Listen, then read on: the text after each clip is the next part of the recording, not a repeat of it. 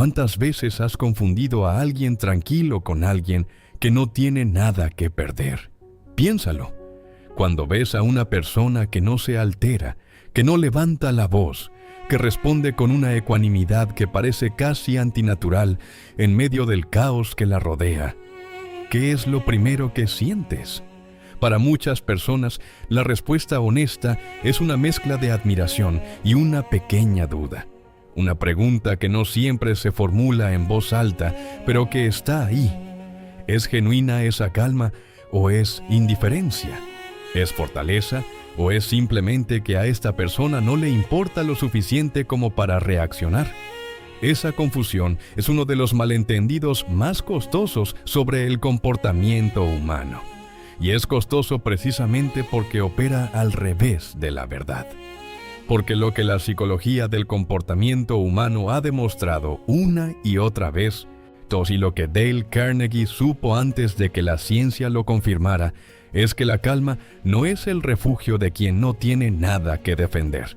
Es el territorio natural de quien ha aprendido a no necesitar defenderlo todo. Hoy vamos a explorar algo que podría cambiar completamente la manera en que te relacionas con el conflicto, con la presión, con las personas difíciles y con las situaciones que sacan lo peor de la mayoría. Porque la calma que vamos a describir no es una técnica de relajación ni una postura filosófica de manual.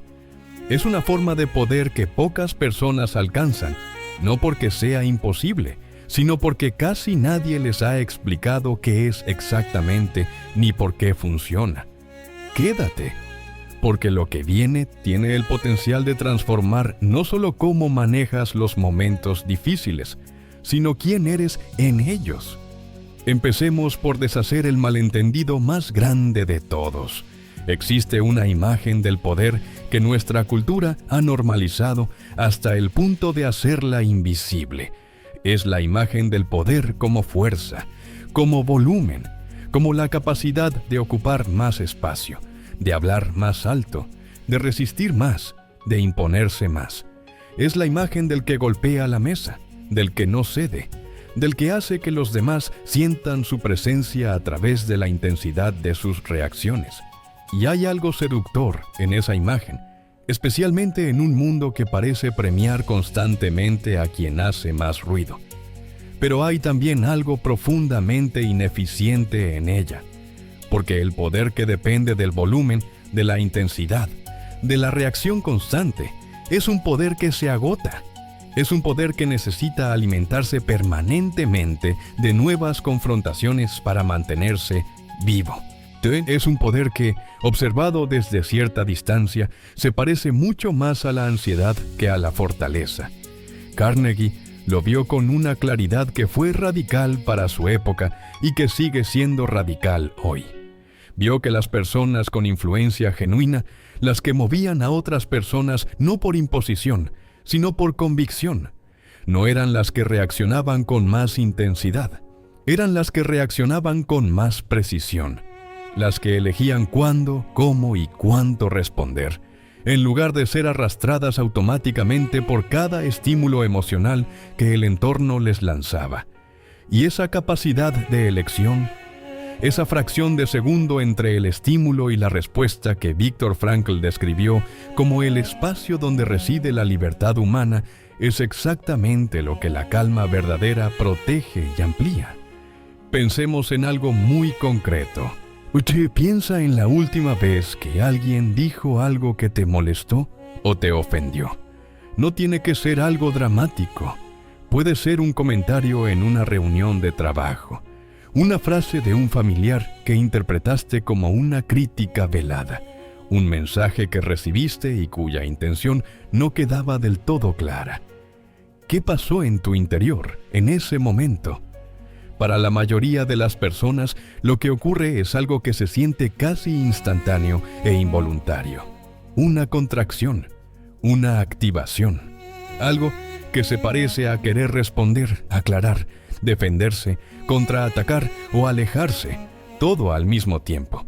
Y si esa activación es suficientemente intensa, la respuesta sale antes de que hayas tenido tiempo de decidir si es la respuesta que realmente quieres dar.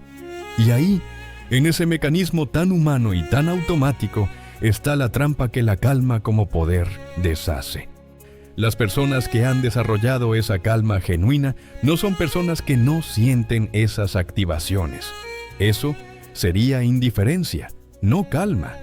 Son personas que han aprendido a no ser gobernadas por ellas, que sienten la contracción, la reconocen y en lugar de convertirse en ella, la observan con suficiente distancia como para elegir qué hacer a continuación. Carnegie contaba en sus observaciones algo que me parece una de las descripciones más precisas del poder real que he encontrado. Decía que nunca había visto a una persona verdaderamente influyente que no fuera dueña de sus propias reacciones, y que en cambio había visto a muchas personas inteligentes, talentosas y capaces de destruir oportunidades, relaciones y reputaciones en segundos, porque no habían aprendido a poner ese pequeño espacio entre lo que sentían y lo que hacían con lo que sentían. Ese espacio es la calma.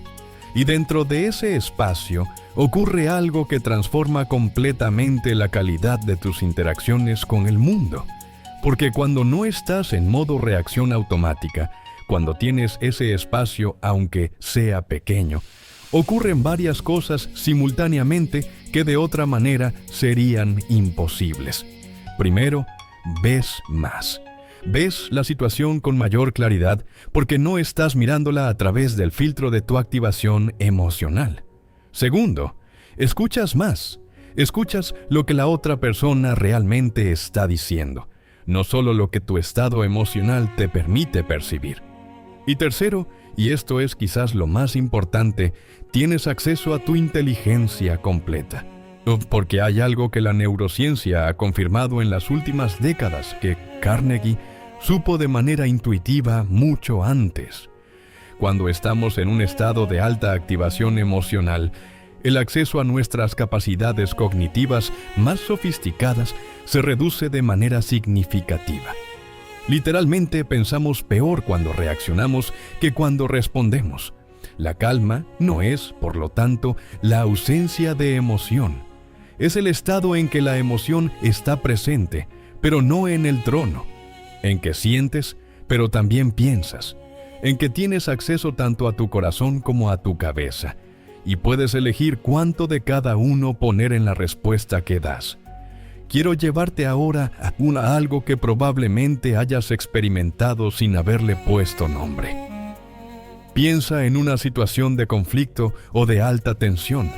Puede ser laboral, puede ser familiar, puede ser en cualquier contexto en que una de las personas involucradas mantuvo una calma que resultaba casi desconcertante para el resto.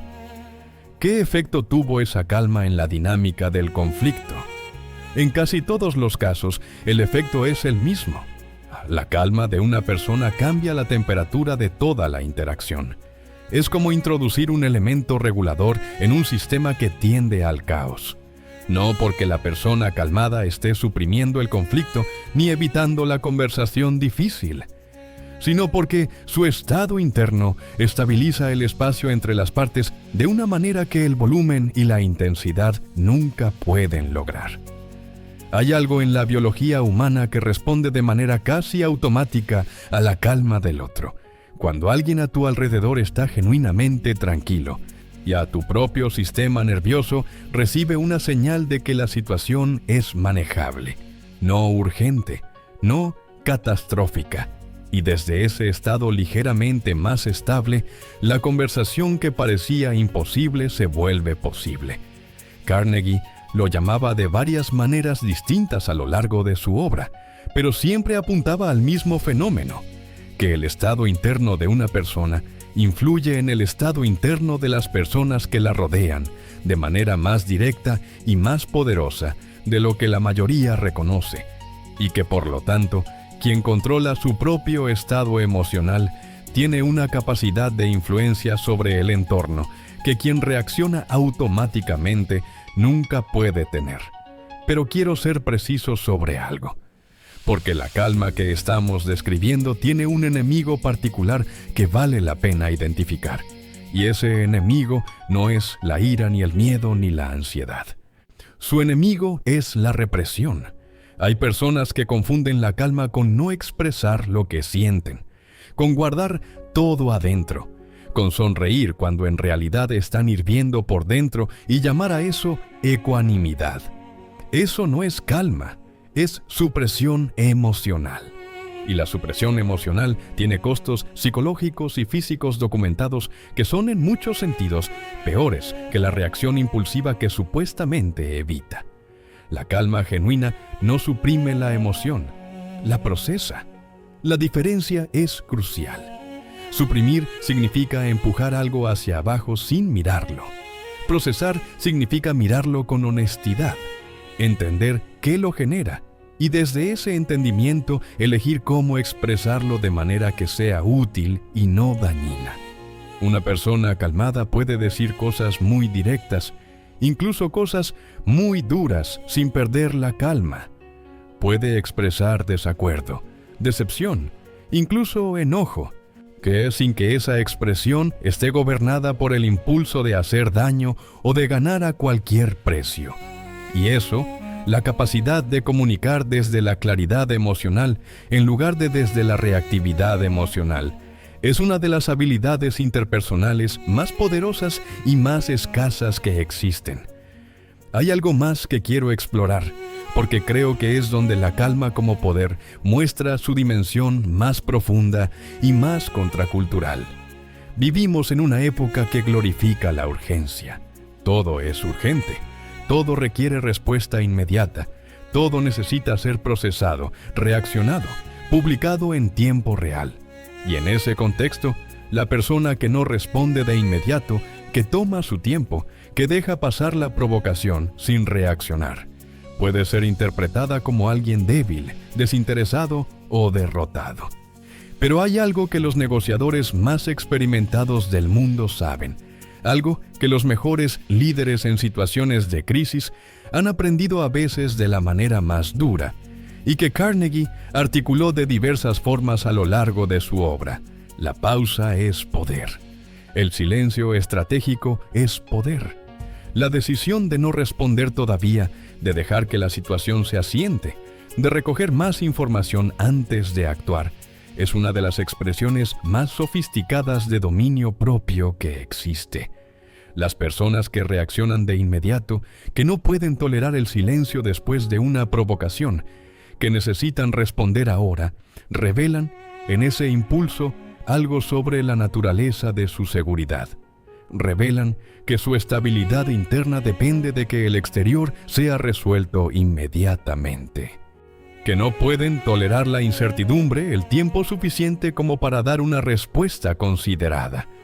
Las personas que pueden esperar, que pueden sostener la tensión sin necesitar resolverla de inmediato, que pueden decir, lo voy a pensar, y realmente pensarlo, revelan algo completamente diferente. Revelan que su centro de gravedad es interno, que no necesitan que el mundo exterior se ordene de inmediato para sentirse seguros. Y esa capacidad de tolerar la tensión sin ser gobernado por ella es, en el fondo, la definición más precisa de calma como poder que conozco. Carnegie lo sabía. Lo vio en cientos de personas a lo largo de décadas de estudio del comportamiento humano. Sí, lo vivió él mismo en sus propias interacciones y lo documentó con la precisión de alguien que entendía que estaba describiendo no una virtud abstracta, sino una habilidad concreta que se puede desarrollar. Y aquí está lo que quiero que te lleves de todo esto. La próxima vez que estés en una situación que active tu sistema de reacción automática, que quieras hablar antes de escuchar, que quieras responder antes de entender, que quieras resolver antes de procesar, recuerda esto. El poder que sientes en ese impulso de reacción es ilusorio. Es la ilusión de control que viene de hacer algo, aunque sea lo incorrecto. El poder real está en el espacio que abres antes de actuar, en la pregunta que te haces en ese espacio. Esta respuesta que quiero dar es la que elegiría si estuviera en mi estado más claro, más calmado, más completo. ¿O es la que está eligiendo mi activación emocional por mí? Esa pregunta, hecha en el momento preciso, es la diferencia entre reaccionar y responder, entre ser movido por el mundo y mover el mundo, entre el poder que se agota y el poder que se acumula. Carnegie lo sabía, y ahora tú también lo sabes. La pregunta que te queda es una sola. La próxima vez que el mundo te invite a perder la calma, ¿qué vas a elegir hacer con ese espacio de un segundo que tienes antes de responder?